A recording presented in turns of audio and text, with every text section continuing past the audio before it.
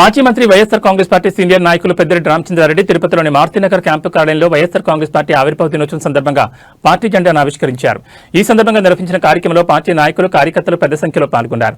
YSR Congress party ఆవిర్భావ దినోత్సవం సందర్భంగా గురువారం మాజీ మంత్రి వైఎస్ఆర్ కాంగ్రెస్ పార్టీ సీనియర్ నాయకులు పెద్దిరెడ్డి రామచంద్రారెడ్డి తిరుపతిలోని మారుతినగర్ క్యాంపు కార్యాలయంలో పార్టీ జెండాను ఆవిష్కరించారు. ఈ సందర్భంగా మాజీ మంత్రి పెద్దిరెడ్డి రామచంద్రారెడ్డి మాట్లాడుతూ రాష్ట్ర వ్యాప్తంగా వైఎస్ఆర్ కాంగ్రెస్ పార్టీ ఆవిర్భావ దినోత్సవ వేడుకలు ఘనంగా నిర్వహిస్తున్నామని తెలిపారు.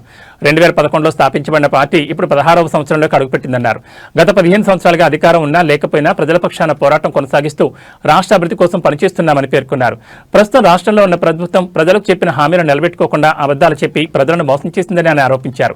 బ్యాంకుల్లో మహిళలు కనిపించడం లేదని, వ్యాపారస్తులు దుకాణాలు మూసుకునే పరిస్థితి వచ్చిందన్నారు. కేంద్ర ప్రభుత్వం ఇచ్చిన అప్పులు ఎక్కడ ఖర్చవుతున్నాయో స్పష్టత లేదని, పోలవరం ప్రాజెక్టు అభివృద్ధి నిలిచిపోయిందని విమర్శించారు.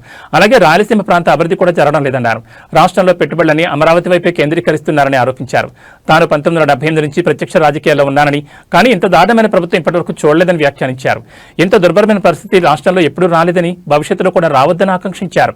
రాష్ట్రాన్ని భగవంతుడే కాపాడాలని అన్నారు.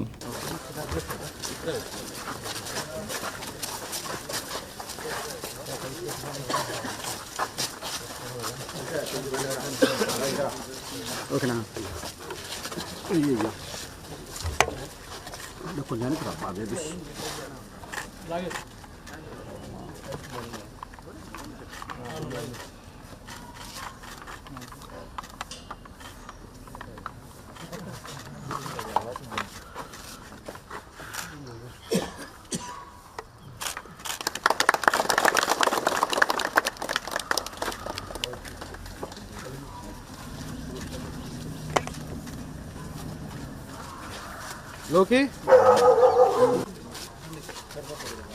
जोहार వైఎస్ఆర్ जोहार వైఎస్ఆర్ जोहार వైఎస్ఆర్ जोहार వైఎస్ఆర్ जोहार వైఎస్ఆర్ జోహార్ వైఎస్ఆర్ జోహార్ వైఎస్ఆర్ వైఎస్ఆర్ జోహార్ వైఎస్ఆర్ జై జగన్ జై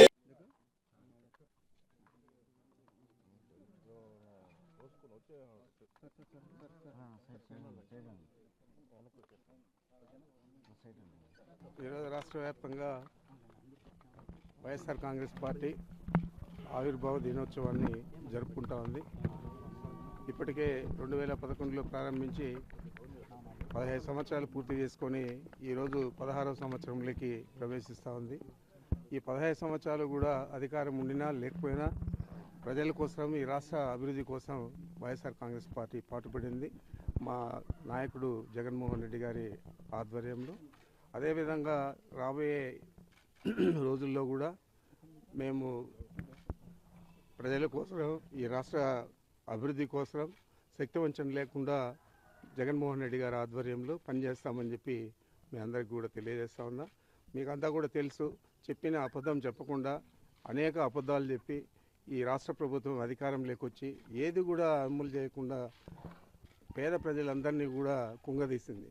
ఈరోజు బ్యాంకుల దగ్గర చూస్తే ఒక మహిళ కూడా కనపడదు. బ్యాంకుల ముందున్న టీ బంకులన్నీ ఎప్పుడో ఎత్తేసారు, వాళ్ళకు వ్యాపారం జరగకుండా.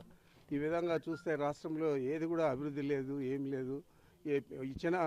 తెచ్చిన అప్పులు కానీ, కేంద్ర ప్రభుత్వం ఇచ్చిన డబ్బులు కానీ ఇవన్నీ కూడా కేవలం క్యాపిటల్ అమరావతిని అభివృద్ధి చేయాలని ఆలోచన చేస్తూ ఉన్నారు తప్ప పోలవరం లేదు, సాగునీటి ప్రాజెక్టులు లేదు, చెప్పిన వాగ్దానాలు అమలు లేదు, ఏది కూడా లేదు. ఇంత దరిద్రమైన ప్రభుత్వం ఈ రాష్ట్రానికి రావడం చాలా దురదృష్టకరం.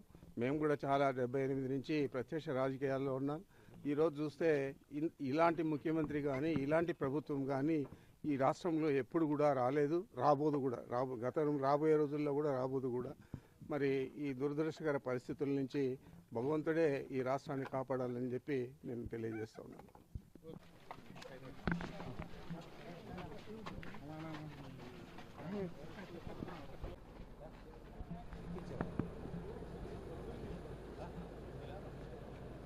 ప్రసాద్